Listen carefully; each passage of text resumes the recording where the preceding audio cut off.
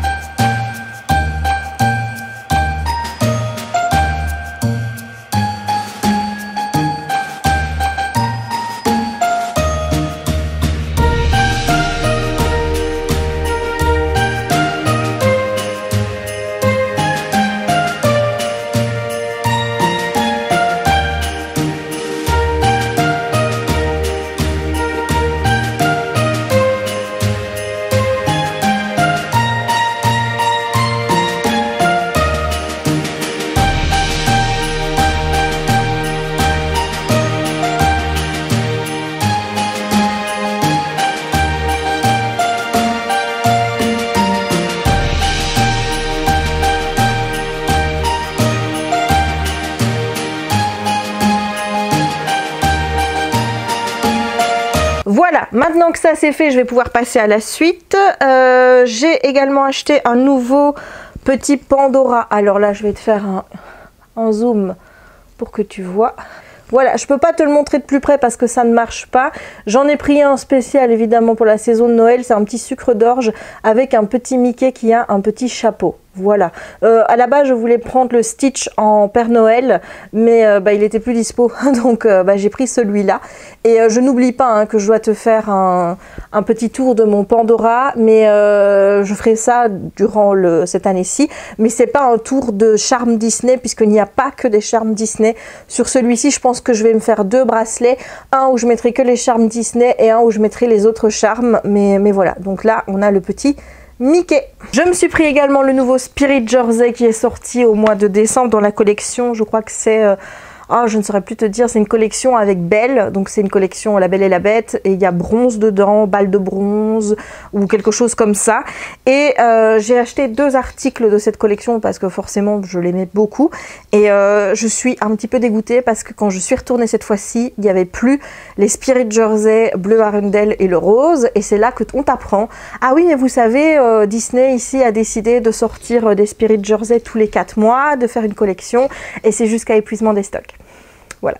Donc c'est à dire que quand j'y suis allée en novembre, le Spirit Jersey était toujours là et je ne l'avais pas pris parce que je me suis dit je le prendrai quand j'aurai un petit peu perdu du poids et tout, et voilà, maintenant je l'ai plus. Donc celui-là je l'ai pris lors de ma prochaine visite fin de ce mois, au mois de janvier, puisqu'on y va le 29 et le 30 avec mes parents et ma soeur pour les feux sur le lac spécial Frozen. Et bien quand j'y retournerai, je prendrai le noir puisque c'est le seul qui est encore disponible à Disneyland Paris et que je n'ai pas. Et à chaque nouvelle collection, à chaque nouveau Spirit Jersey qui sort, high-tech éteint. Voilà, parce que j'adore ces vêtements, je trouve que c'est hyper confortable.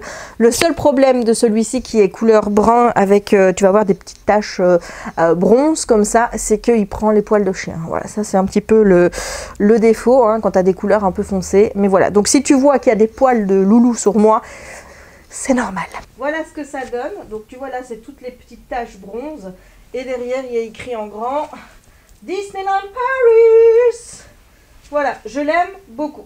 Voilà, ça c'était pour le Spirit Jersey. Et enfin, le dernier achat que j'ai fait à Disney, c'est ceci. C'est un petit sac qui est aussi dans la collection Belle aux balles de bronze ou quelque chose comme ça. Voilà, il y a des séclins ici, des séclins là et ici, des petites oreilles de Mickey, un petit nœud de Minnie. J'avais envie de prendre un sac comme ça à Disney depuis un bail et j'avais envie de prendre le bleu Arundel, mais le problème c'est qu'il y a des séclins partout. Et j'aimais pas trop, mais tandis que ce modèle-ci où il y a des séclins mais pas partout, eh bien j'aime vraiment beaucoup. C'est un petit sac qui est hyper agréable à porter, vraiment, et je t'avoue qu'il m'a pris de me dire tiens, je me ferais bien une collection.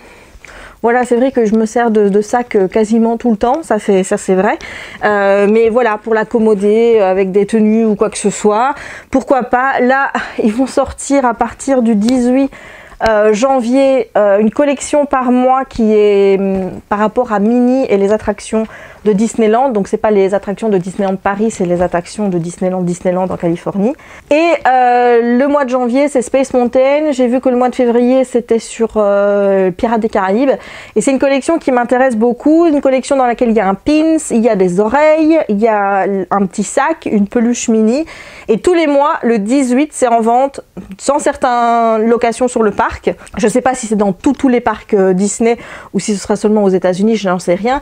Mais aussi sur Shop Disney. Donc autant te dire que le 18, moi, je suis devant mon ordi et je vais regarder si je vais me prendre un article ou pas de cette collection qui sortira donc tous les mois. Donc pendant 12 mois, il y aura une attraction qui sera mise à l'honneur à travers Minnie.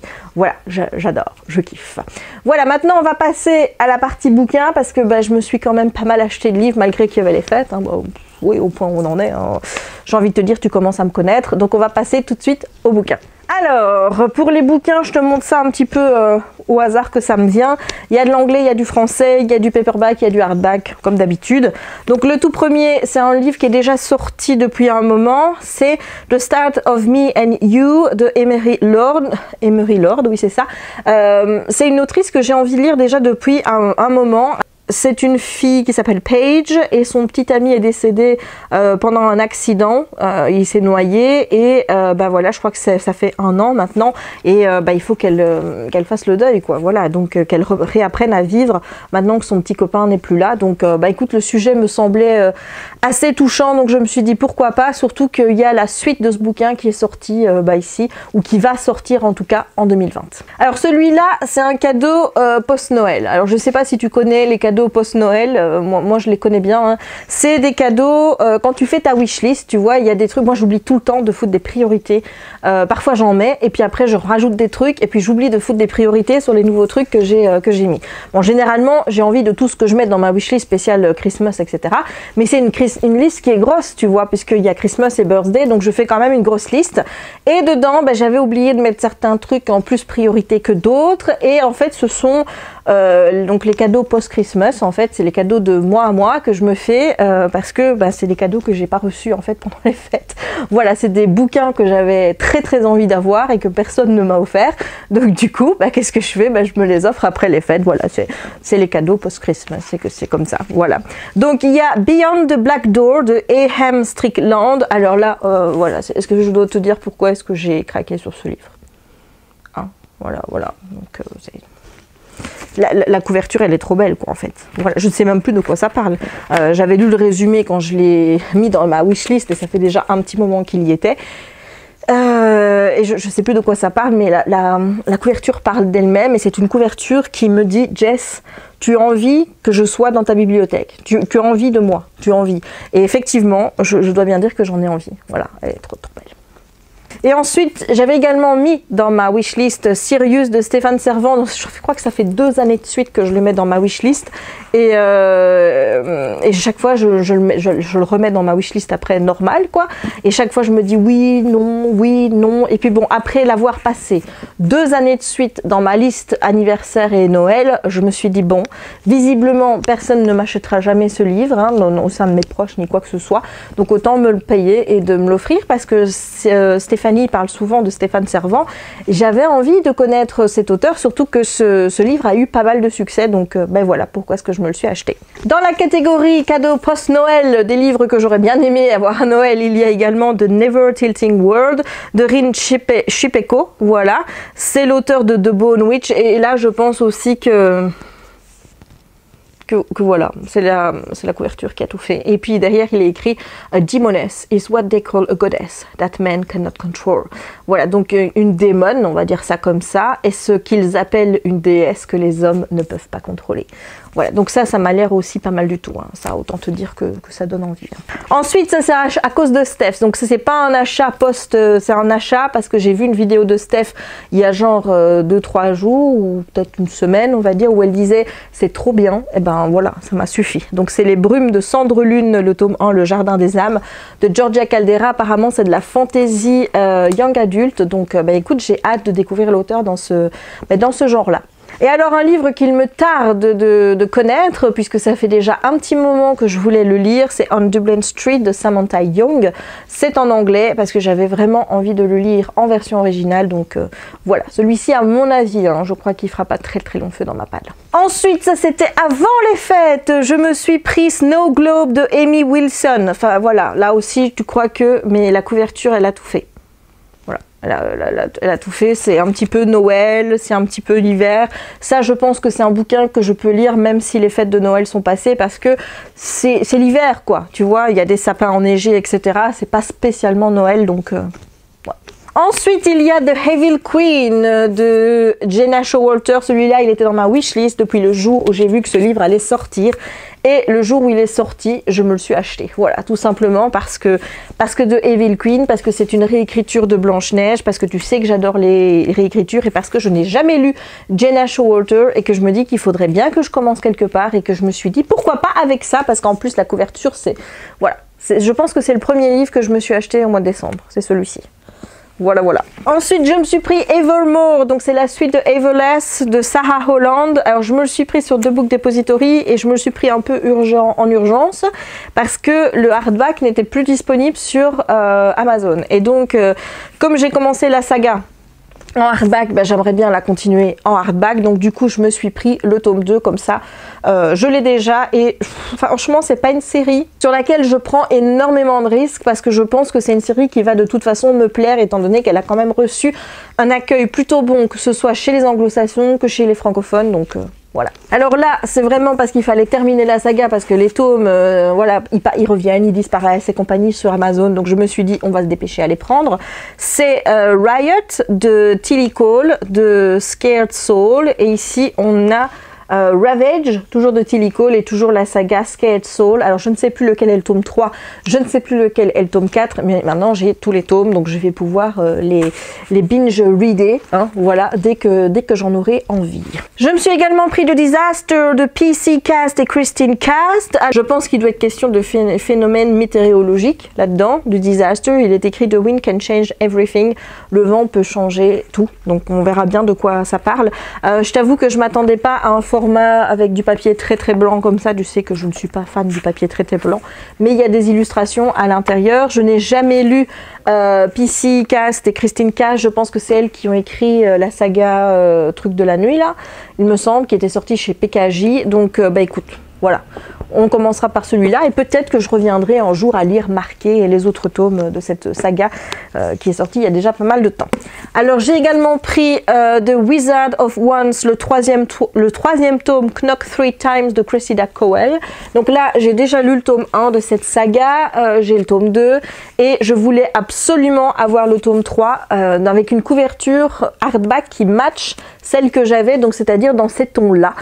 Voilà, parce que j'avais peur que ce ne soit plus disponible. C'est sorti fin d'année, je pense.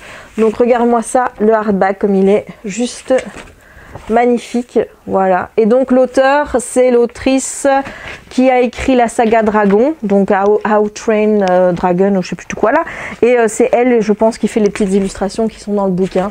Voilà, j'avais bien aimé le premier tome, même si ça n'avait pas été un coup de cœur. Et donc, bah, il serait peut-être temps que je continue cette saga, voilà, parce que c'était plutôt pas mal. C'est un monde magique hein, également. J'ai également pris The Bone Thief de Alison Noël. Donc là aussi, c'est une saga qui est sortie en français, je pense, chez Michel Lafon, si mes souvenirs sont bons. Ça faisait un moment qu'il était dans ma... Il était même pas dans ma wishlist, il était dans mon... en dessous de mon panier. Là, tu vois, sur Amazon, en dessous du panier. Parfois, je mets des trucs dans mon panier, puis je dis, ben non, plus tard, plus tard, plus tard. Et ça se met dans ma liste à acheter plus tard. Ben, autant te dire qu'il est dans la liste à acheter plus tard depuis déjà un très long moment. Donc, bah écoute, je me suis dit, c'est le moment. Voilà, tout simplement. Et je me le suis pris. Je verrai bien si la saga me plaît. Je sais même plus si c'est une saga, c'est un premier tome ou pas. On verra bien. Mais ça me permettra également de connaître Alison Noël, puisque je n'avais pas lu sa première saga, qui était également publiée chez Michel Lafon. Ensuite, je me suis pris des petites bandes dessinées de Donald. Donc d'abord, il y a mes extraordinaires histoires de Noël. Alors j'en ai lu 2 dedans. Je crois que j'ai lu celui-ci. Attends, je vais regarder.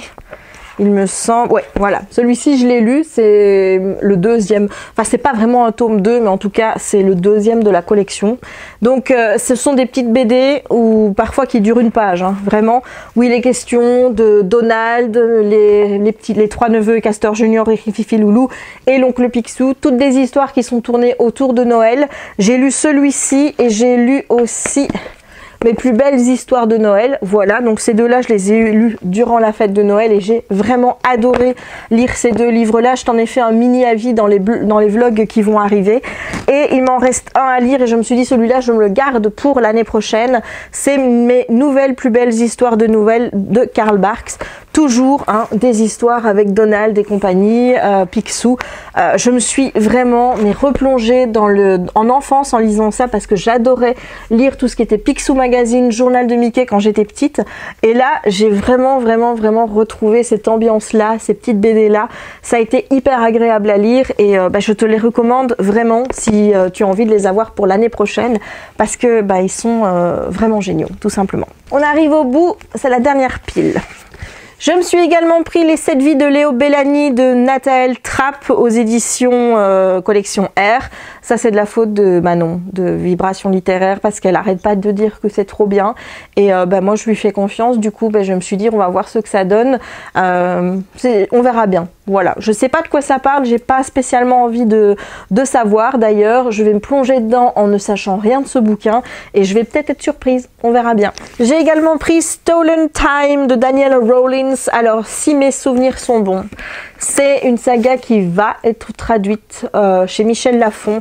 C'est Nos accords imparfaits ou quelque chose comme ça. Je ne saurais plus te dire le titre. Mais j'ai vu que ça sortait chez Michel Lafon en français. Et du coup, voilà, là Jessica qui aime bien de lire en VO s'est dit, moi je vais me prendre le tome en anglais. Surtout que la couverture, elle est plutôt belle, quoi. Franchement... Voilà, elle est vraiment magnifique, donc on verra bien aussi ce que ça nous réservera. Je me suis également pris Into the Crooked Place de Alexandra Christo, encore un livre qui était dans ma wishlist depuis un petit moment. Et là, je me suis dit, it's time, surtout que la couverture en paperback est très belle. Je pense que je l'ai choisi en paperback parce que j'aimais pas trop la couverture en hardback. C'est possible, hein, parce que ça arrive des fois que je trouve que le paperback est plus beau. Donc dans ces cas-là, je me prends le paperback. Voilà. Et ensuite, série Netflix oblige, je me suis pris Virgin River, le tome 1 de Robin Carr. Donc c'est le tome 1 dans un format poche. Je t'avoue que ça ne m'arrange pas de ce format-là parce que je suis pas très fan de ce format poche qui est toujours très rigide. Mais je me dis oui, il faut que je le lise rapidement pour que je puisse regarder la série. Ouais, j'ai toujours pas lu, hein, voilà. Mais ça ne saurait tarder. Mais alors maintenant, je suis face à un petit conflit parce que j'ai une amie à moi qui a regardé la série, qui a l'air de dire que ils ont changé la fin la saison par rapport à ce qui se passe dans le tome 1 et dans la série livresque. Du coup, elle recommande pas forcément la lecture du livre avant de regarder la série. Donc, est-ce que je vais me les faire concomitamment? Tu vois, comme j'ai déjà fait avec d'autres séries, comme ça a été le cas notamment avec You. Je regardais un épisode, je lisais quelques chapitres, je regardais un épisode, je regardais quelques... et voilà, et j'ai fait comme ça pendant toute ma lecture. J'ai fait ça aussi avec American Gods, la saison 1, et j'ai fait ça aussi avec Le Maître du Haut Château, la saison 1, et bon, c'était plutôt cool de faire comme ça. Donc peut-être que je vais faire ça, mais en tout cas, j'ai le tome 1 de Virgin River dans ma palle. Donc, les deux suivants, je les ai déjà lus. Magnifique, hein, ça. Alors, le premier, ça a été un de mes derniers coups de cœur de l'année 2019. C'est Tu fais quoi pour Noël? Je t'évite de Juliette Bonte, ou Bonté, je sais pas comment ça se prononce. C'est publié dans la collection EH chez HarperCollins, donc anciennement Harlequin. Voilà, j'ai kiffé. Vraiment, ça a été une superbe lecture, une romance de Noël qui m'a vraiment plongée dans l'ambiance de Noël.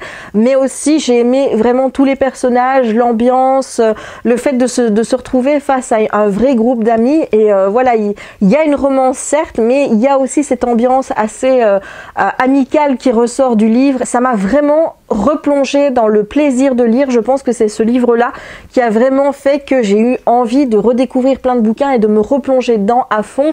Pas juste lire un chapitre par-ci par-là, non, de passer des après-midi entières à lire pendant des heures. C'est ce bouquin-là qui m'a vraiment redonné ça, et ça fait longtemps que j'avais pas autant adhéré à des personnages dans une romance, donc j'ai vraiment kiffé. Tu fais quoi pour Noël? Je t'évite. Alors je sais pas si le bouquin sera toujours disponible l'année prochaine, parce que chez H, je sais plus s'ils font comme avant, mais avant, une fois qu'il y avait plus de bouquins, c'était terminé.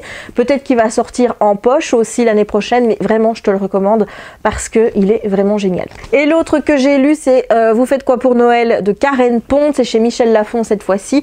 Là aussi j'ai vraiment beaucoup aimé, j'ai trouvé que c'était vraiment très dans l'humour, très léger, aussi une belle ambiance de Noël qui ressort. Enfin voilà, j'ai lu des chouettes petites romances de Noël l'année passée, donc en fin décembre. Donc celui-ci je te le recommande également. Et je me suis également pris de Wish Collector de Mia Sheridan, parce que je n'ai toujours pas lu Mia Sheridan. Non, pourtant je pense que j'ai déjà un ou deux de ses bouquins, hein. Je pense, mais j'ai toujours pas lu, et je sais pas pourquoi, mais alors là, celui-ci, avec le titre de Wish Collector, la couverture, ça m'a donné trop envie. C'est de l'auto-édition avec du papier hyper blanc que je n'aime pas, mais je me suis dit, bon, allez, voilà. Donc celui-là aussi, à mon avis, je vais le sortir très rapidement. Il faudra vérifier, les gars, si quand je dis que je vais sortir rapidement un livre de ma palle, je le fais vraiment. Hein, voilà, je compte sur toi, parce que tu vois que je respecte pas toujours ce que je dis, hein, donc.